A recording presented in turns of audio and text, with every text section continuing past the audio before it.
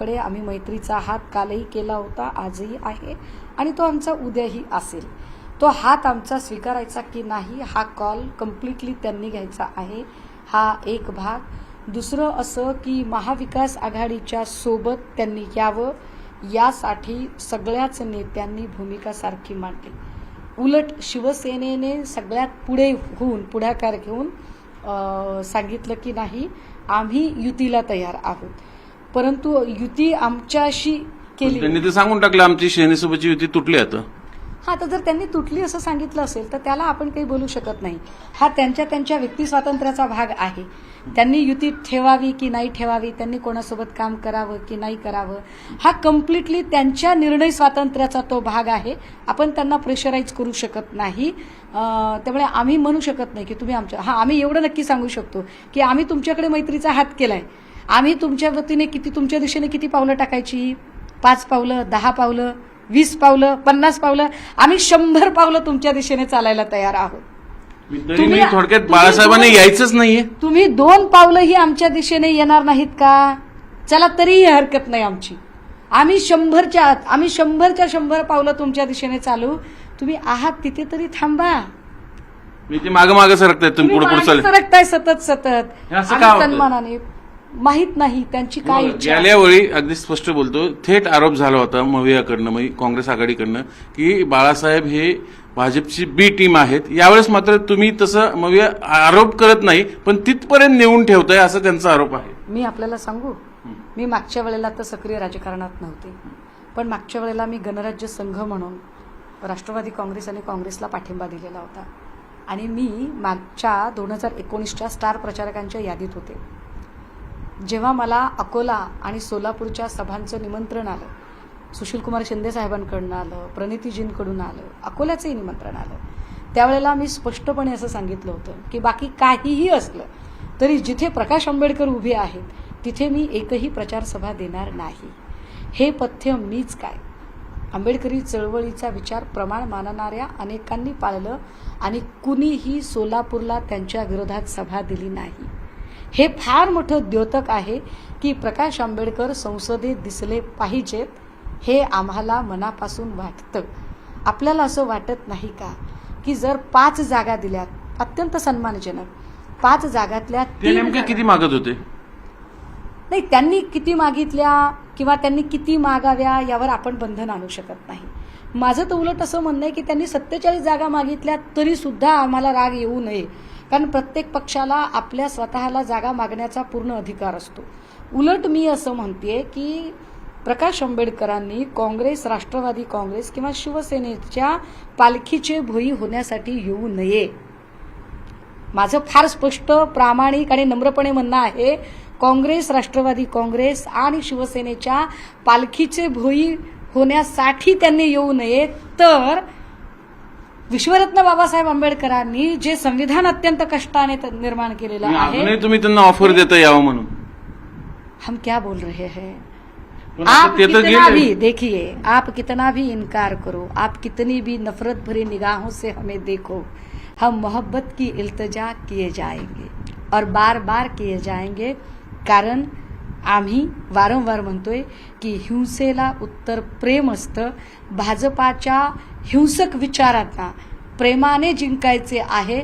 त्यामुळे या विचारांच्या सोबत येणारे मनुवादी विचाराला विरोध करण्यासाठी आणि बाबासाहेबांचा विचार जिवंत ठेवण्यासाठी, कारण भाजप सांगते 1 नेशन 1 इलेक्शन आणि बाबासाहेब सांगतात separation of power.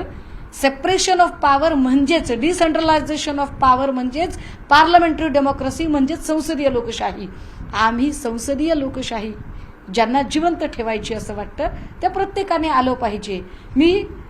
Me sir पुन्हा म्हणतेय की वंचित बहुजन आघाडीने काँग्रेस, राष्ट्रवादी काँग्रेस, शिवसेनेला जिंकवण्यासाठी येऊ नये, त्यांनी संविधानासाठी आलं पाहिजे. आता संविधान वाचवण्यासाठी संविधानाच्या नावाखाली आम्हाला लाचार बनवलं जातं. रामदास आठवले साहेबांना एकही जागा दिली जात नाही तरी ते युतीत राहतात. हे काय आहे? यांना तुम्ही 5 देऊ केला. जोगेंद्र कवाडेजी आज शिंदे गटांच्या सोबत आहेत. कवाडे साहेबांना जागा दिली? आम्ही 5 जागा दिल्या ना. बच्चू कडू साहेबांना किती जागा दिल्या बरं महायुतीने? जानकरांना किती जागा दिल्या? राजू शेट्टींना किती जागा दिल्या? तुमच्या बोलण्याचा अर्थ हा होतो ताई, तुम्ही खूप इच्छुक आहात पण ते सोबत येत नाही, म्हणजे तुमचं एकतर्फी प्रेम झालं थोडक्यात. पण ते त्याला साथही देत नाहीत, प्रतिसादही देत नाहीत, म्हणजे त्यांना पुन्हा एकदा भाजपची बी टीम म्हणून घ्यायचंय का? हे म्हणजे असं झालं की आमच्याकडून हमने उन्हें दिल दिया दिलदार समझकर और उन्होंने उसे ठुकरा दिया फुटबॉल समझकर. काय बोलणार आम्ही याच्यावर? आमचा प्रेमाचाच प्रस्ताव आहे. उलट आम्ही असं म्हणतोय, त्यांनी बोलून नासाडी करू नये. त्यांनी विनाकारण एवढी सगळी खीर शिजत आली, त्यात मुठभर मीठ का कालवावं? नाही करावं असं. नाही, आता अगदी स्पष्ट बोलतो, सोशल मीडियावर एक प्रचार सुरू आहे, अपप्रचार म्हणून एक लाईन सुरू आहे की आंबेडकरांचे वारसदार आहेत बाबासाहेबांचे एवढे मोठे, पण तेच सातत्याने सगळ्या मतांमध्ये फूट पाडून भाजपला फायदा होईल असं वागतात. गेल्या वर्षी हेच झालं, आताही तसंच होतंय. सातत्याने अगदी बहुजन विचारांच्या लोकांकडे टीका होते आंबेडकरांवरती. तर तुम्ही कसं बघताय सगळ्या गोष्टी? बापरे, जर सोशल मीडियावर जर अशी ही आपण काय म्हणालात की काय म्हणालात आपण म्हणजे भाजपला मदत करणारी भूमिका प्रकाश आंबेडकरांची आहे, समाज माध्यमांवर जर असा वैचारिक कल असेल तर हे गंभीर आहे, हे चिंतनीय आहे. मी असा काही आरोप करणार नाही. मी असं म्हणेल की त्यांना त्यांचा निर्णय घेण्याचा अधिकार आहे. त्यांनी कुठे निर्णय घ्यावा, कसा घ्यावा हा त्यांचा प्रश्न आहे. परंतु मतविभाजित होऊ नये. मतविभाजनाचा बघा, मागच्या वेळेला सांगलीमध्ये मतविभाजन तुम्ही कुठपर्यंत प्रयत्न करणार आहात? आता इलेक्शन जाहीर झाले, त्यांनी उमेदवार जाहीर केलेत, वन साइड लव कुठपर्यंत? एक फार चांगली वेळ आहे बरं का. काय ते दिल दिया दिलदार की हद थी, एतबार किया वो एतबार की हद थी, मर गए हम और खुली रही आंखें वो हमारे इंतजार की हद थी. तसं त्यांनी उमेदवारी यादी सुद्धा जाहीर केली आणि फॉर्म भरण्याच्या एक एक टप्प्याच्या तारखाही निघून जात आहेत. आणि तरीही आम्ही अत्यंत संयमाने, शांतपणे, सहकार्य वृत्तीने सांगतोय की होय, आमचा मैत्रीचा हात तसाच आहे. तो हात झिडकारायचा की मत विभाजित होऊ द्यायची, कारण मत विभाजित झाल्यावर अल्टिमेट भाजपचा फायदा होणार आहे. एक लक्षात घ्या दादा, मागच्या वेळेला जी काही मतं विभाजित झाली ते म्हणतात की आम्ही काँग्रेसच्या जागा पाडू, आम्ही राष्ट्रवादीच्या जागा पाडू. पाडा. भाजपच्या जागा पाडल्याचं उदाहरण आहे का? नाही. म्हणजे जी मनुवादी विचारशक्ती, जी संविधान बदलायची भाषा करत आहे, त्यांच्या जागा पडत नाही. बरं, जागा पाडण्याने काय होणार आहे? उलट मला असं वाटतं की प्रकाश आंबेडकरांसारखी व्यक्ती संसदेत गेली पाहिजे आणि ती संसदेत जाण्याची पूर्ण संधी महाविकास आघाडी उपलब्ध करत आहे.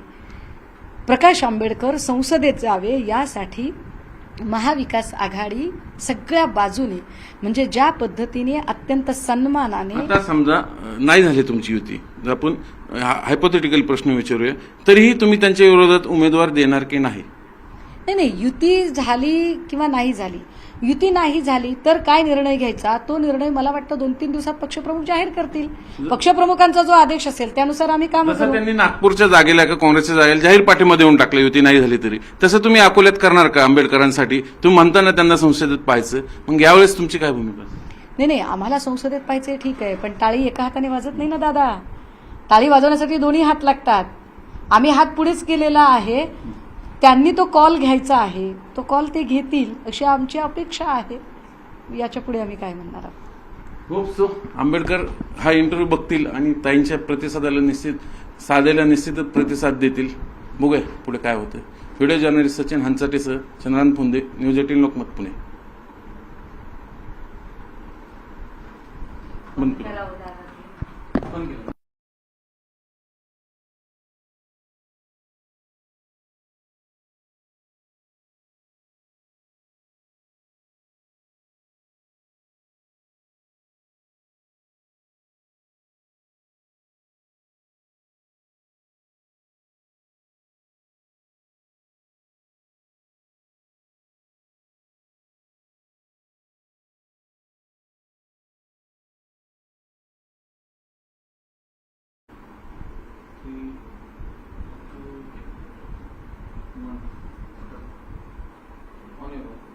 नमस्कार, न्यूज 18 लोकमतच्या फेसबुक लाईव्ह मध्ये आपल्या सर्वांचं स्वागत.